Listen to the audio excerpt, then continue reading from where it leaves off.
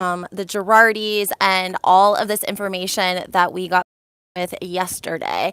I want to give you guys a second to get into the room. If you guys have any questions or let me know who's here this morning.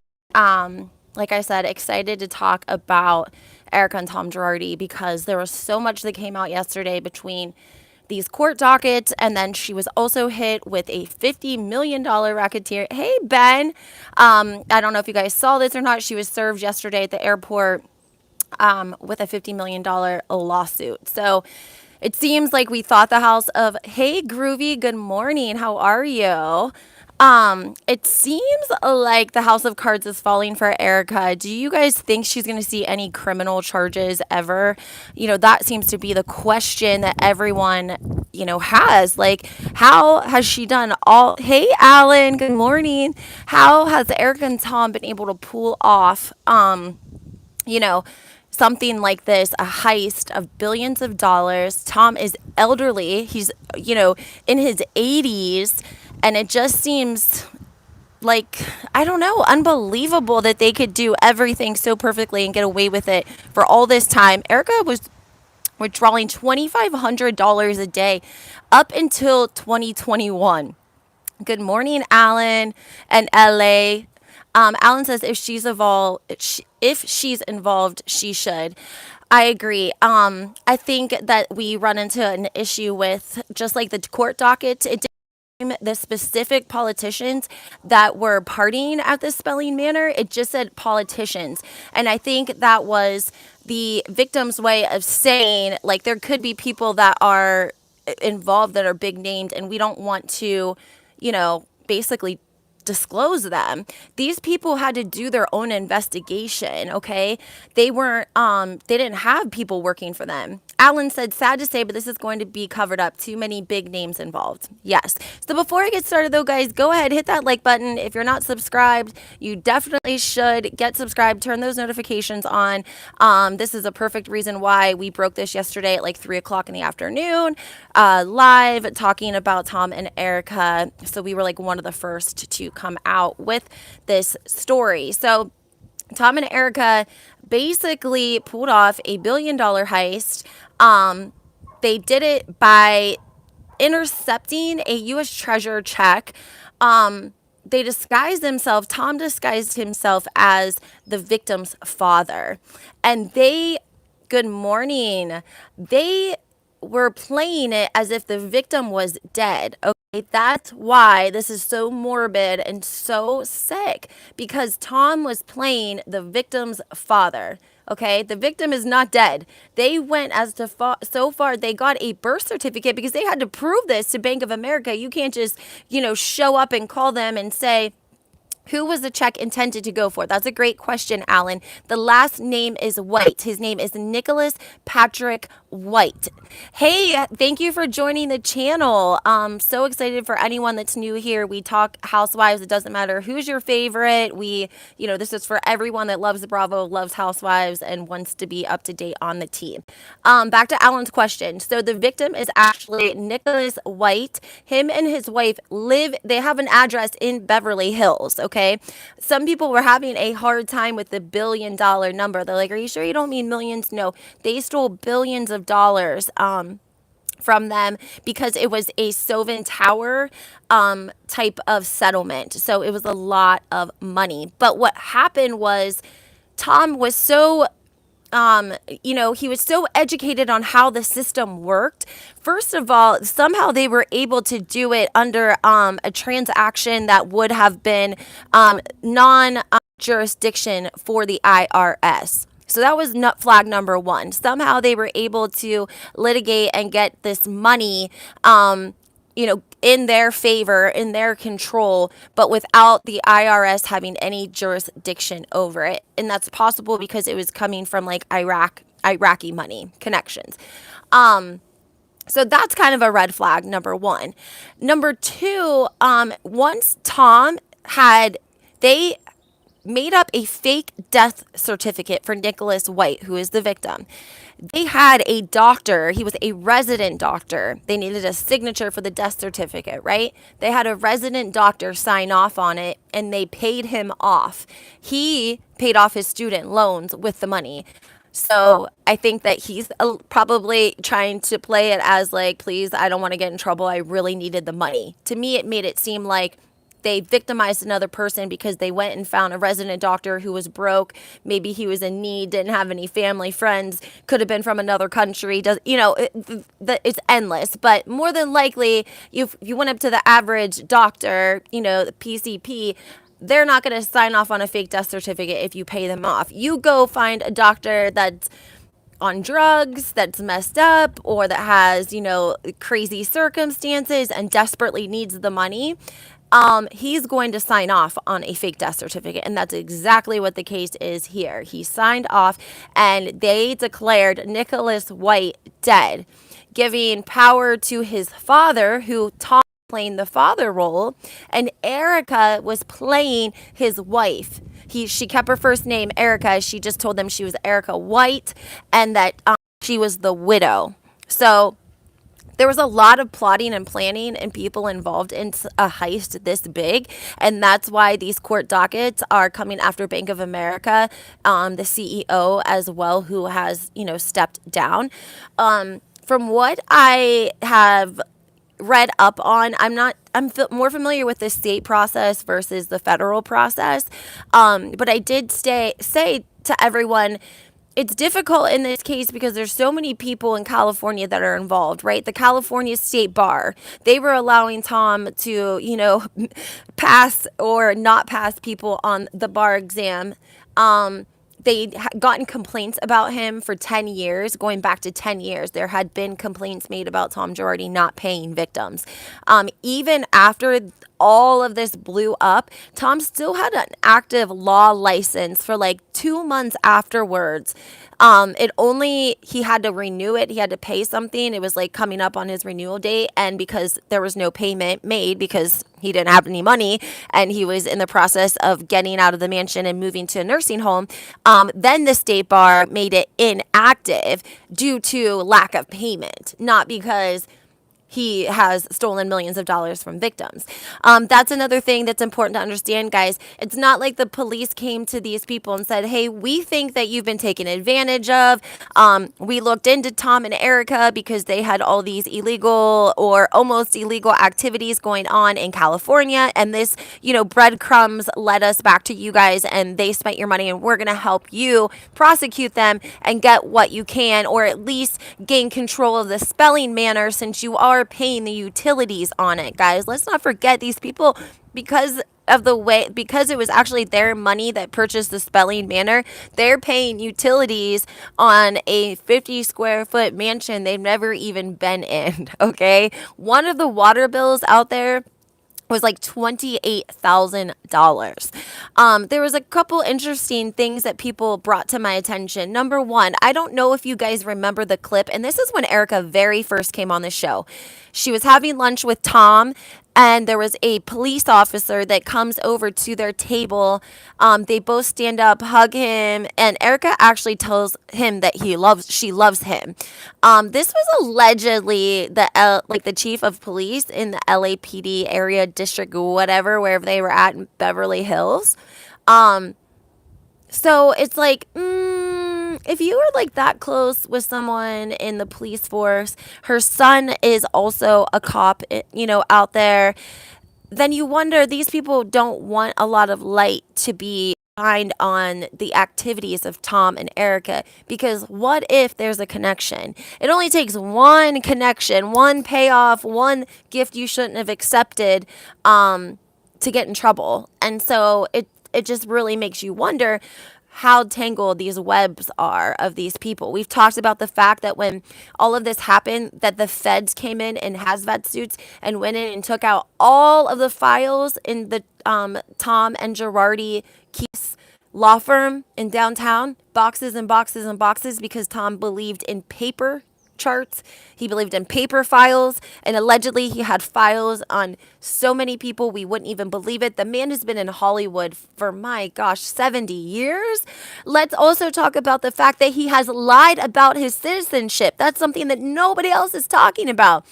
Tom was telling everyone he was born in Texas when really he was born in Italy and he migrated here, and he had his membership paperwork had expired, but it was from so long ago and he'd been living in the US for so long that I think it was just one of those things that like trickled through the cracks, and he was able to take the necessary steps to get what would look like a citizenship without actually taking the steps. I'm not even sure to say if he's actually still a citizen because, we're just really finding this stuff out. Lied and said he was born in Texas when actually he was born in Italy and migrated here with his family.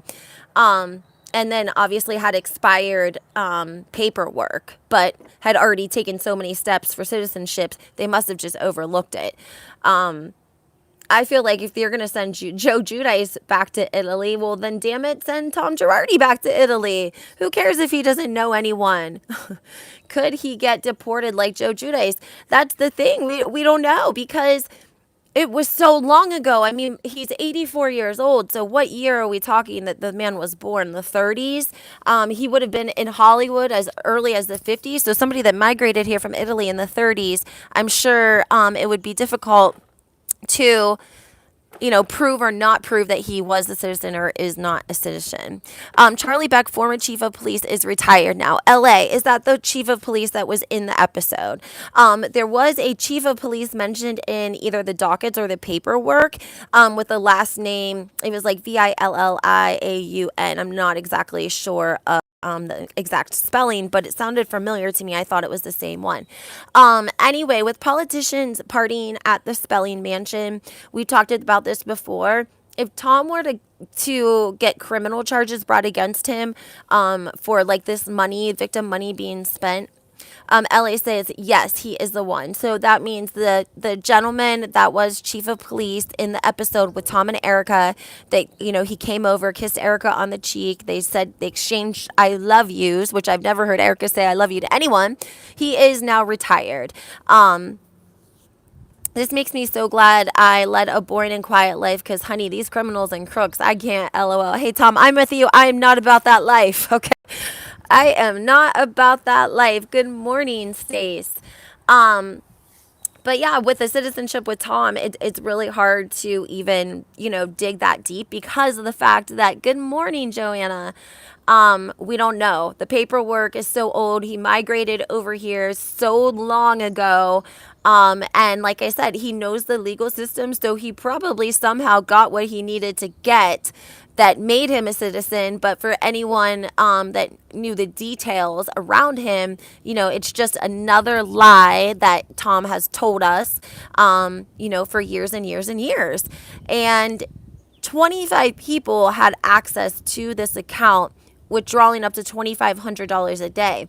A fan, a viewer actually, and a commenter on this page pointed out that Erika lives within a mile from this Bank of America where she could go make withdrawals from the ATM, I think, area, I would say.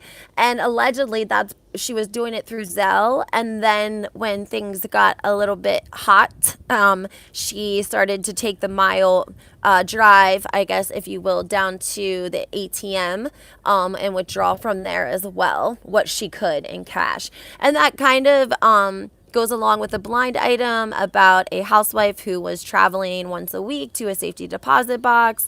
Hey, RR says, hey, you are on this. Thank you for the content. Of course. Thank you, Terry. Terry says, yes, I heard this from you first. Thank you, Terry. I appreciate that. Always got to be on top of it. That's why you guys got to make sure that you subscribe and turn your notifications on. So the fake death certificate, they paid off the resident doctor. Here's where Tom was smart. When he paid the resident doctor off, he used the victim's money to pay the doctor off. So that kind of, now he has a little bit of a leeway, right? If they were to try to criminally charge him because it's coming from the victim's account. Terry says, I love that you're detailed.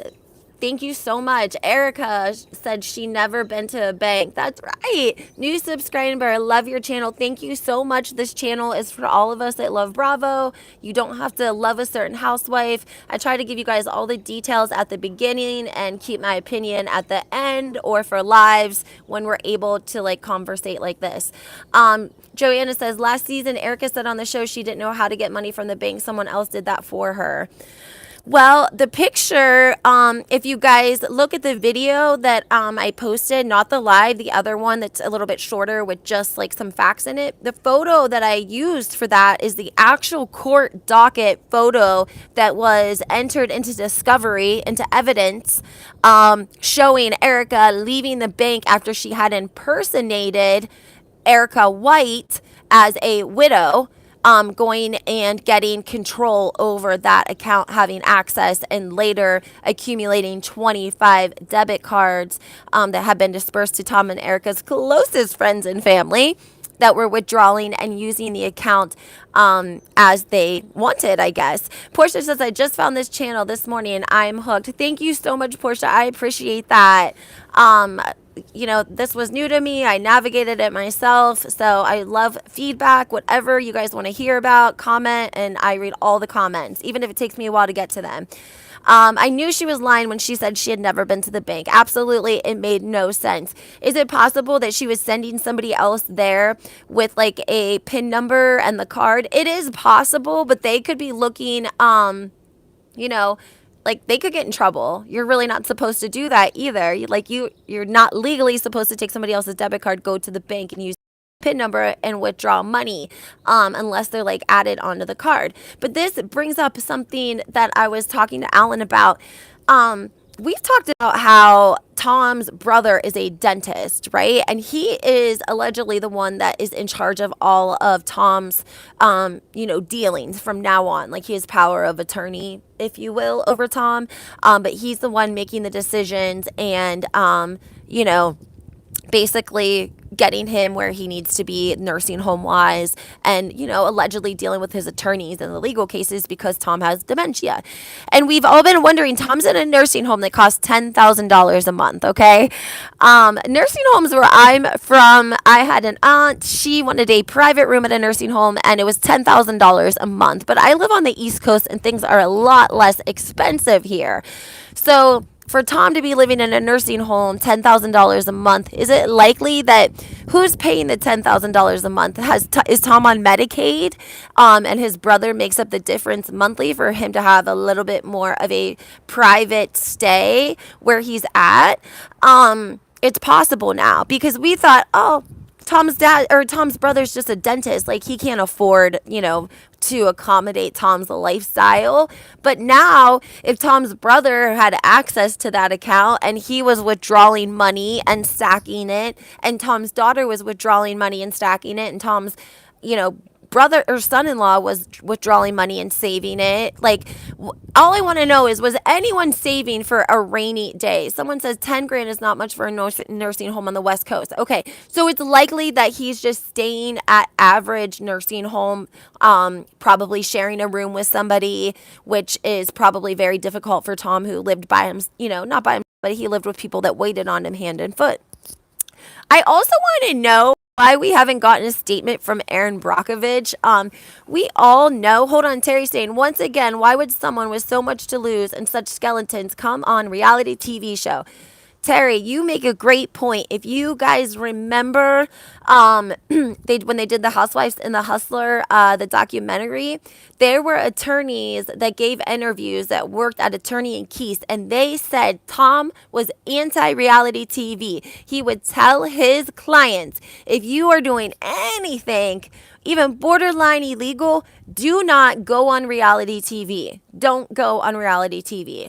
And he couldn't take his own advice because what happened was, guys, before that she was on the Housewives, she was trying to build a brand and she was trying to become a singer. Okay, that's why when she came on to the Housewives, remember she had that video and it was like really scandalous and all the girls were kind of like looking at each other like this girl is, a little on the free and breezy side, if you will. That led to the dinner with Bethany Frankel. It's why Kyle and Bethany allegedly don't speak to this day, because they wanted Bethany to address Erika's being provocative, if you will, whatever, they were uncomfortable with. They had kind of brought Bethany in, and when Bethany brought it up, nobody backed her up. And that basically caused a demise in Bethany and Kyle's relationship. And they've been friends for years and years. Bethany was actually Paris and Nikki's nanny. She worked for the Hiltons. She's been friends with Kyle for years and years. So Erika came on this show because it was all she had left to do to try to become famous. Tom had paid money. He had done everything that he could to help her, become a singer, become a rock star, become famous, become a money maker. I often wonder if he put so much money into her with the anticipation that he was going to make it all back and then some, because Erika was going to be so fabulous and such a great performer.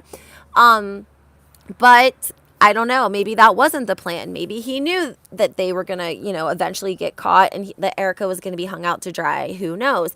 But when she came on the show, she was trying to get famous. She had tried every other avenue. And she even says in the show at some point that her manager looked at her and said, "It's time to pivot.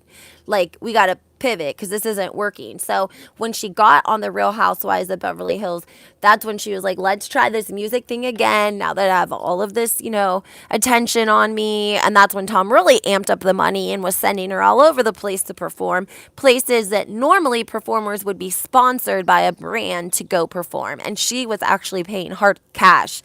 Bethany and the Skinny Girl is kind of a blueprint of what you can do with the show sometimes. Absolutely. Lucia was the scariest character on the show. LOL.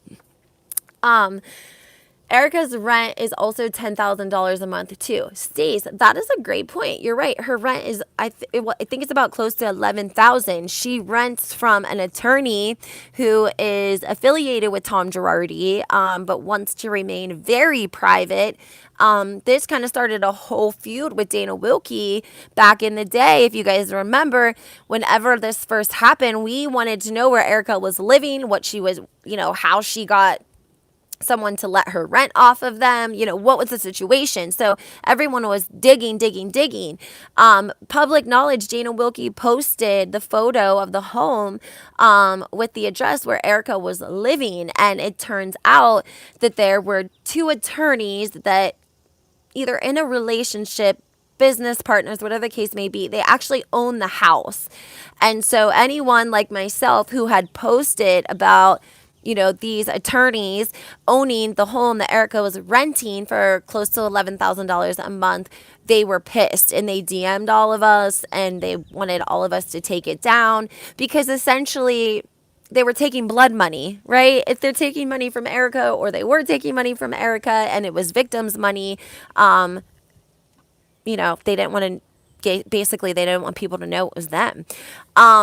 Ronald Richards is not commenting. I don't know. That I said that yesterday. That made me a little bit suspicious, because Ronald Richards is very quick to keep up with the things that Erika has going on in the press, and with things that have been filed. The only thing that I can think of is now that he is representing I think her name is Christina, and I can't think of her last name. She was Nicolas Cage's girlfriend. Now that Ronald Richards is representing her in a case against Erika, I'm not sure if maybe he has the freedom on his platform that he used to have, because it could be a conflict of interest. I'm not sure if they, who knows, but that probably could have a reason on why he hasn't commented on it. Also, side note, all of these people lived in Beverly Hills. And Beverly Hills isn't that big. So it's like all of these people knew that this Nicholas White was getting screwed, right? Everyone knew. Mauricio knew. And the agency knew. Attorneys at the agency. Rick Hilton. People at Hilton and Highland. All these people knew. All these people in Beverly Hills knew. And they know that Candy Spelling was neighbors with Kathy Hilton, right? So their homes are close enough that they can see each other. They pass each other. etc. Hey Ben, Ben sends Wikipedia says that Tom was born in Colorado. Good details. Thank you. Yes, he's actually native. He migrated here from Italy, and he has been lying about it. So, yes. Um, but my point is, with everyone living in Beverly Hills, they would have been running into him and his wife at some point, right? I mean, there's only two high schools. We talked about this the other day. So all of these people were smiling in the victim and the victim's wife's faces, knowing that they were getting, taken by Tom and Erika, and they just went about their business. And guys, a lot of people are saying like this is why Kyle was so supportive of Erika, because she knew that they had business dealings. She knew that Mauricio and the agency had been doing dealings with Tom and Erika. She probably knew because Mauricio probably told her privately. Also, let's talk about. Oh, I lost my train of thought with that. Mauricio being involved. The agency is supposed to have this Netflix deal, buying Beverly Hills, right? This is like bad press number 2 once this starts to come out and people really see. And that's why I loved it for you guys to go look at these court docs yourselves. The links in the description of one of the videos. I posted some of them on the community page. It's good for you guys to go read the actual court documents and see that Mauricio's name is listed in there. It's not just the agency. His name is listed as well. And so is Rick Hilton's. So is Netflix going to be upset about? Likely after the bad press that Kyle and Mauricio got from a couple episodes ago, the way they acted about Garcelle's children, Netflix was not happy about that. And at first it seemed like we didn't know if they were going to apologize or not. But eventually, after Netflix, reached out to them, they're not happy. And so we're seeing a little bit of a different narrative from Kyle and Mauricio now. LVP said he was a bad broker. Well, it's so funny if you guys remember, and this is why I love to go back to like the early seasons. Do you guys remember when Camille got mad at Kyle and she said that she wasn't going to use Mauricio as their agent anymore? Kyle was devastated. Kyle acted like that Mauricio had lost his biggest client ever. Ben just checked Tom's license status, but I didn't get to see what he said it was. I was telling you guys about the California State Bar not even suspending his license after all of these lawsuits hit. He legally allowed to still practice law in the state of California for several months after we found out he was ripping victims and burn victims and widows and children off, because the California State Bar actually never suspended it. He didn't pay his annual fee, and that like put it into an inactive state. So yeah, that's what happened with Tom's license. So that's how deep this goes. Like the California State Bar, they had complaints. There were documented complaints. Joanna says he's finally disbarred now. There were like these women that had gotten breast cancer from like some kind of birth control, and he ripped them off. He took their money, and they were like one of the first to come out and try to file a civil case, and they made a complaint like 7 years ago with the California State Bar, and nothing was done. And that's what I'm saying. The victim, Nicholas White, him and his wife have had to figure all of this out themselves. Like they had to go find out who this doctor was that signed this death certificate, track him down. They probably had to pay a private investigator, because again, it wasn't like the police came to them and said, we, think you've been a victim and we want to help you and we, want to see these people prosecuted. That wasn't the case. Nobody cared that they were being ripped off. Nobody cared that they were being ripped off. They had to go pay again out of their pocket. They've had zero access to this money, guys. When I say zero access, once Tom and Erika had that death certificate and they turned that into Bank of America and they added Tom as the guy's father and Erika White on the account, the victim, whose real money that is, he's never been able to touch a cent of it. So he's had to pay private detectives out of his pocket to investigate Tom and Erika, find out that it was a fake death certificate, find out who signed for it, find out the information that was given to Bank of America as proof that Erika was, his widow. They said in the documents that the CEO overlooked fraudulent major bank fraud activity from Tom and Erika 105 times. Now, I've gotten a lot of DMs from people who are saying that, it's now a federal investigation, probably, right? Because now the feds are involved and we have money issues with, money wiring, money transfers, money this, money that. So is it more likely that we could see criminal charges now that the feds are involved? I would want to think so. It's possible that Erika is working with them, and that's why they don't want anyone to know that they're investigating. It's possible. I mean, I'm sure that Erika is working with them if they went to her and gave her a chance to work with them.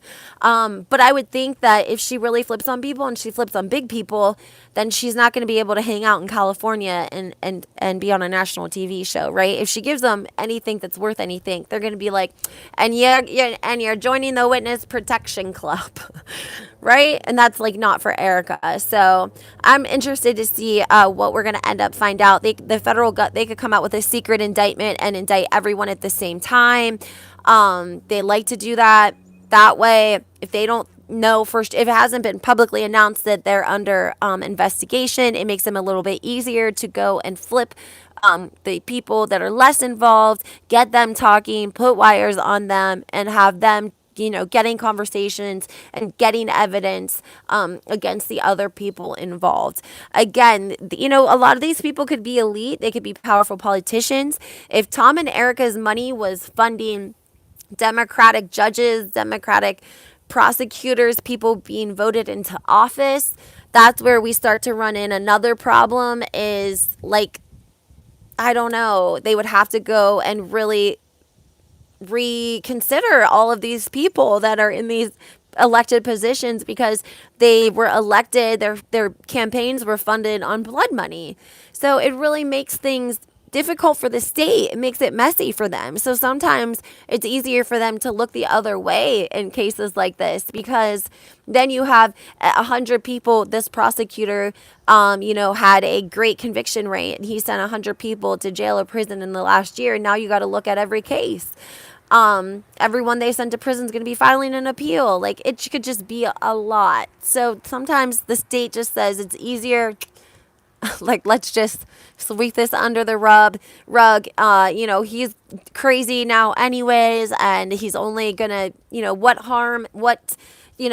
people think because he was old that he wasn't a threat to society, but the case is, he was a threat to society. He was 84 years old pulling off $1 billion Ponzi scheme. He's been a threat to society, right? I mean, he was a threat to society in 2019. The only reason he stopped being a threat to society was because 2020 came, COVID hit, and the court system shut down, and he couldn't keep up with Peter to pay Paul because there wasn't court. There weren't settlements being done, and he didn't have the money to keep the whole scheme going. It's just insane. It really, really just is insane. And yes, guys, you're right. Erika was served with a $50 million racketeering lawsuit yesterday when she flew into LAX with Lisa Rinna, coming back from a lavish Hawaii vacation. Now, I didn't have a chance to Google why she was in Hawaii because they're not filming, but she was with Lisa Rinna. I found that strange. Does anybody know why they were in Hawaii? I didn't see any of the other girls. It was just Lisa and Erika flying into LAX, and there was a woman with the lawsuit, and basically, they have to. She said she was there with Diana Jenkins too. Oh, Ben said Diana was there, so it was Diana and Erika and Lisa Rinna, the three of them. Portia says moving money, perhaps. I mean, that's what I'm saying. All three of them together in Hawaii. Diana took them to Hawaii. Oh, of course she did. Of course she did. Interesting crew, Alan says. I think so too. scouting out prey on a girls' trip with Rena and Diana. Oh my goodness. Ugh. She probably knew this stuff was coming out, and I'm going to tell you why. Because this lawsuit for this $1 billion was that it hit the court docket on July 14th. So people didn't know, right? I don't know why they didn't know. Probably because we don't have Ronald Richards on this right now, because maybe he's, since he's the representing a client that's suing Erika, maybe he can't be out here tweeting and updating all of us on Erika's court dockets and filings, because he's usually right on that. So if that's the case, we need to know so that we can all keep up checking with the court dockets and what's going on, so that we don't miss something like this again, because literally it hit the court docket on July 14th. Nobody's talked about it. There was a podcast, I think it was called Somewhere or Somewhat. I have to post it in the description, one of them, and it did, to give them credit, and they were one of the first people that found it.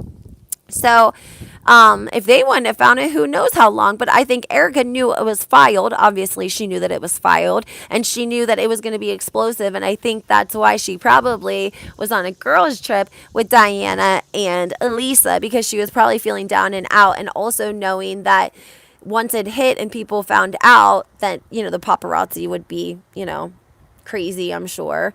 And she wanted to get out of town, allegedly. Who knows? It's all just crazy, guys.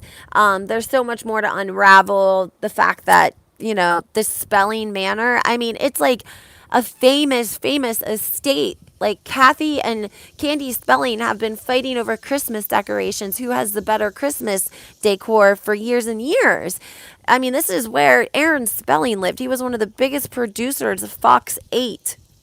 He was, very rich, very rich.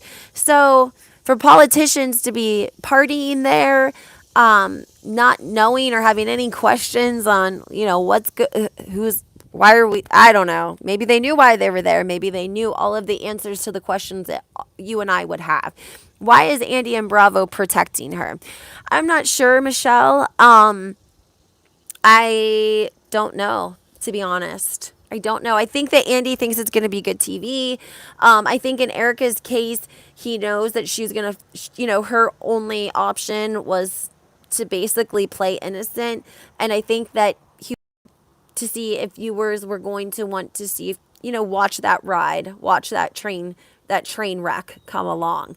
Andy is evil. I think Andy's probably evil too. He probably. Ben says ratings. Absolutely. Alan says legally Bravo can only do so much until she's proven guilty. So, except for, not renew her contract or just give her a really shitty contract altogether so that she just declines it. Who knows? Alan says Andy is evil as well. I mean, Andy is getting a lot. What was the $1 billion law settlement about? It was about a Sovin tower. It was Soveign. It's in the paperwork that I posted under the community on YouTube, and it's also on my Instagram. It was like in Saudi Arabia, I want to say. And it was a Sovin tower. That's all the document. Next reunion, Erika will be with mascara and tears.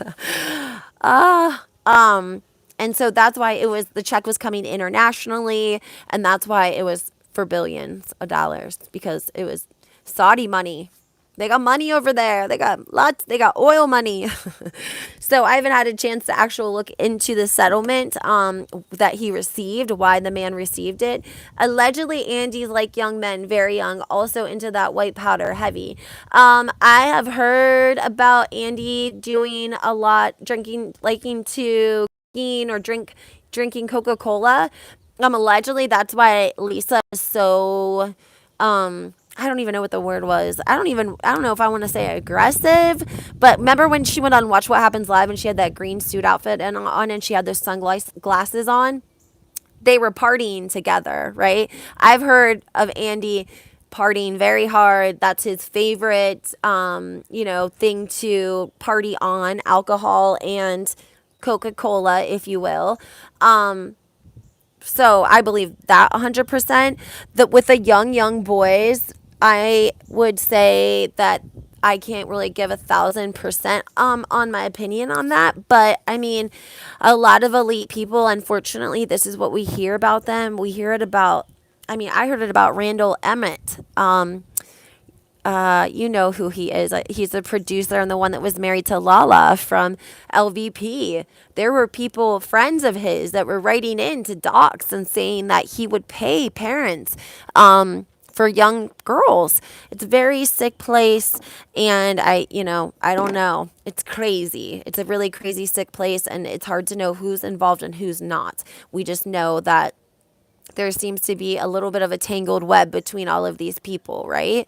Who is Andy Cohen's good friend that has the white hair and he's the CNN correspondent with the glasses, and he did the New Year's with Andy Cohen. I can't remember his first and last name. Isn't he a Vanderbilt? Not a Vanderpump, not to be confused with Vanderpump. Also, guys, people are really talking about LVP, talking about her coming back. There was a reality Anderson Cooper. Yes, Anderson Cooper. I have not heard good things about him. LVP coming back to the Real Housewives. Also, we are hearing that producers are kind of turning a little bit on Kyle. She allegedly is like a blind producer, which means his mom was Gloria Vanderbilt. If you want to do some research, use a different search engine than Google and look up, like, from DuckDuckGo, Anderson Cooper's mom, Gloria Vanderbilt.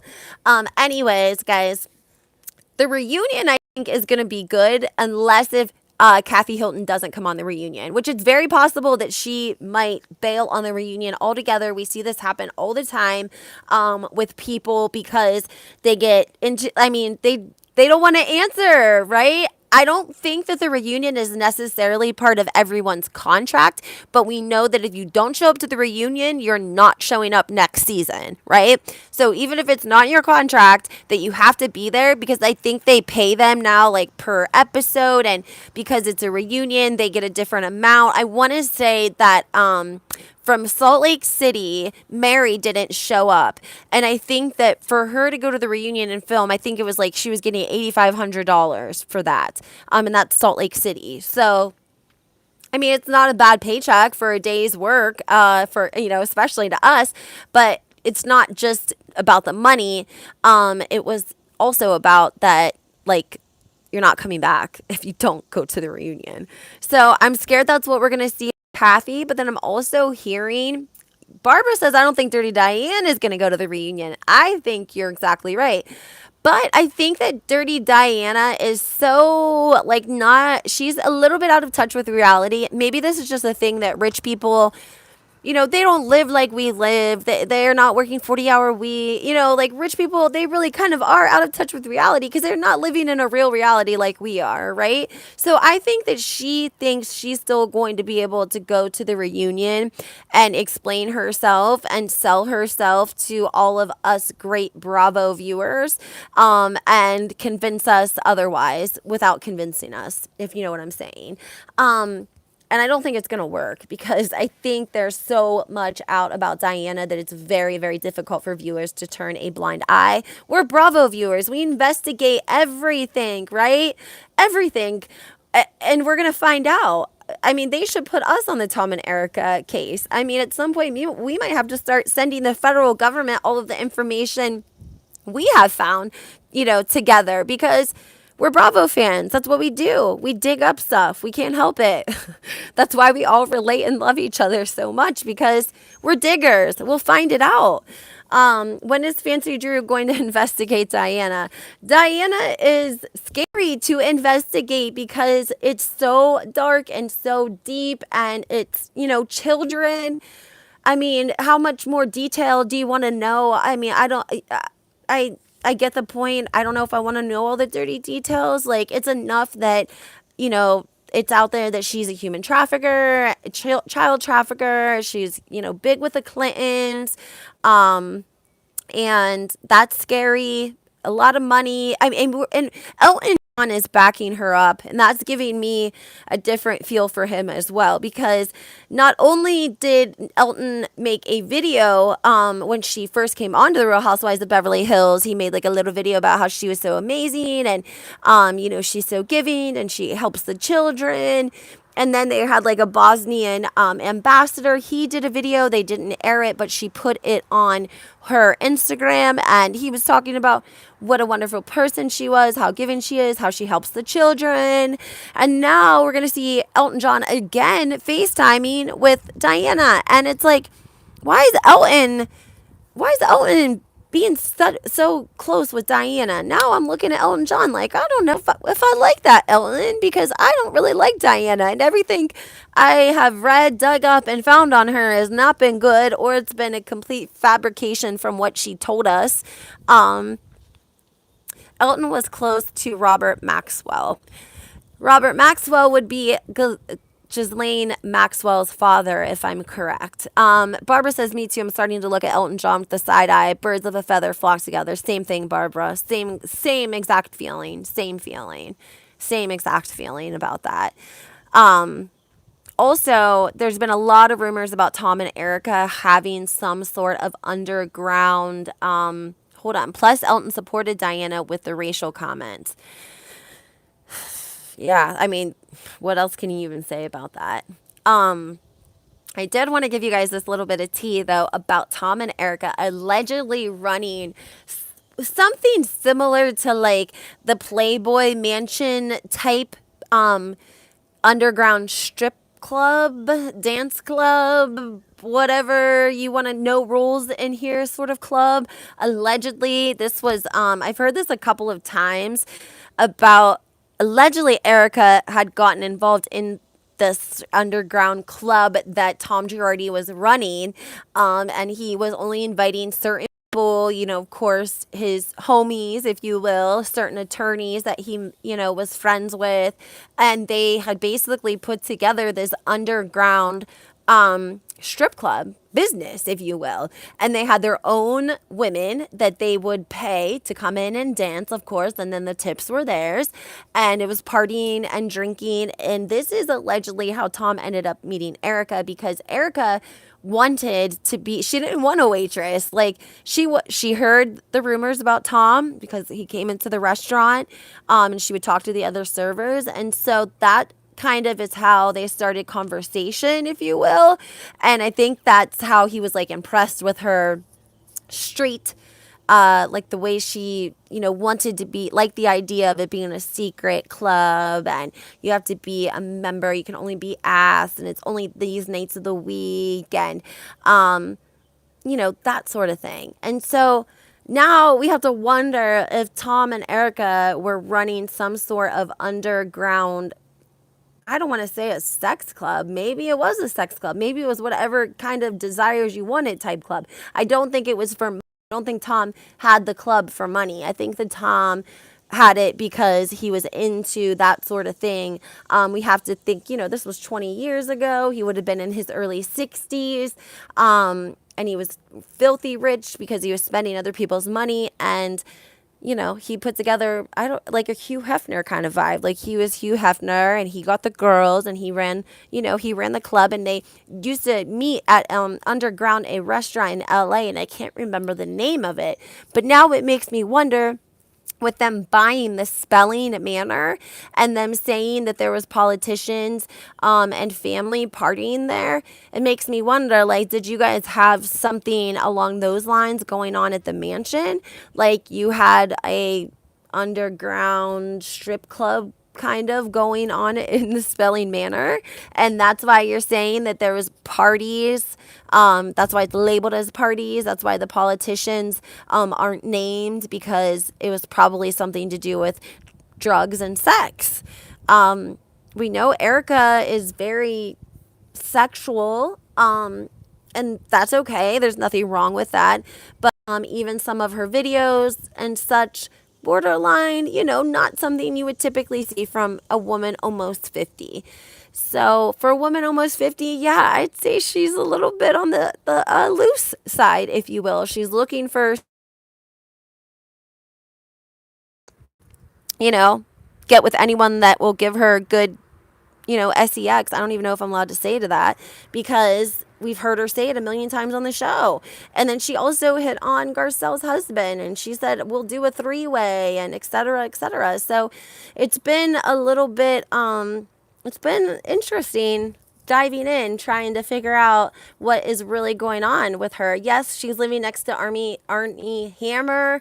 If you guys remember, she said her son texted her and asked her if she was effing Arnie Hammer. Just saying, that's what her son said to her. That's the kind of relationship she has with her son. That's why I think she talks to other people's kids crazy because she talks to her son crazy. You know what I'm saying? Like she talks to her son like he's a friend, not a child or not her kid. And so therefore she talks to everyone else's kid the same way that she talks to her own kid. So, Erika's not super nurturing. I don't get a nurturing vibe from her. So, yep, guys, I just wanted to come on and give you guys a rundown about Tom and Erika and everything that's coming out about her. And there's so much more that we're going to be finding. I'm going to do a whole nother deep dive on Candy Spelling, the selling of the Spelling Manor. It's a 50,000 square foot home, like I said, guys, in Beverly Hills, next to Kathy Hilton. Does Kathy Hilton know? Probably, too. I don't know. Rick Hilton is he moves a little bit different. I think Rick moves, he makes his business moves in private because he already had money. Kathy doesn't really need to be worried about it. That's how Rick makes his moves. And I think Mauricio has been watching Rick make money moves for so long that's how he's able to make moves and not get caught that much. He's hemmed up on this Malibu mansion in this lawsuit that he allegedly ripped these people off like $15 million. And now he's being listed in this lawsuit for him and the agency and Rick Hilton. So there are other attorneys from the agency listed as well. So I think that Mauricio would be the type to go to Kyle and be like, damage control, we need to come up with something. You need to be good with Erika, blah, blah, blah, blah, blah, blase skip. Whereas Rick doesn't tell Kathy anything because he knows that Kathy will, mess it up. Kathy's kind of ditzy, like not in a bad way, but she's not like, I don't know. Not that she couldn't be conniving, just I don't think that she understands like the magnitude of things. She posted her number on Twitter because she like tweeted at someone to call her. And so she posted her whole phone number on Twitter and people were calling her and people were FaceTiming. Thank you so much, Portia. Don't forget to hit that like button, guys. Subscribe to my channel. I'm trying to grow. She put her whole phone number on Twitter and people were calling her and people and fans were FaceTiming her and someone got a screenshot of themselves FaceTiming with Kathy. Some random viewer. Crazy, guys, crazy. The internet says Kathy and Rick are worth $350 million. 15 years ago, they were worth $350 million. They must be billionaires by now. I'm sure. They've bought, I'm sure they had family money to start with. Well, Rick did. And then the real estate and the girls on top of it. Nikki's married to a Rothschild. She'll never have to worry. Her children's won't have to worry about money. So, they'll have family money. Rick and Kathy are very well off and very well comfortable. Trust me. That's why Bravo is kissing Kathy's ass about to give her the best edit possible. If you notice when she did press at her viewing party, she even said at one point, like, I can't really answer that until we see the edit. We can't answer it until we see the edit. What's going to happen? How is Bravo going to edit this, in her favor, if you will. She doxed herself. Who does that, right? I have some gossip on that Patrick Summers too. I'm going to get that to you guys as well in another video, a shorter one. But I just wanted to hop on live, give you guys some of that tea. Make sure you guys hit that like button, subscribe to my channel. I'm trying to grow, so I do give you guys good research, good tea. Usually I leave a little bit of my opinion out of it. Rick is an heir to a $4 billion fortune. There you have it. I do try to leave my opinion out of it, give you guys like the facts and the tea at the beginning, and then we kind of chat afterwards on lives. Obviously, we engage a little bit more with opinions. So, all right, guys, drop any subjects or anyone you would like to hear more about. I read every single comment. Sometimes I just get behind. So if you don't get a response from me, it's only because I haven't gotten to it yet, but I read every comment. So, all right, guys, thank you so much. Have a great day, and we'll talk soon. If I can figure this out. Bye.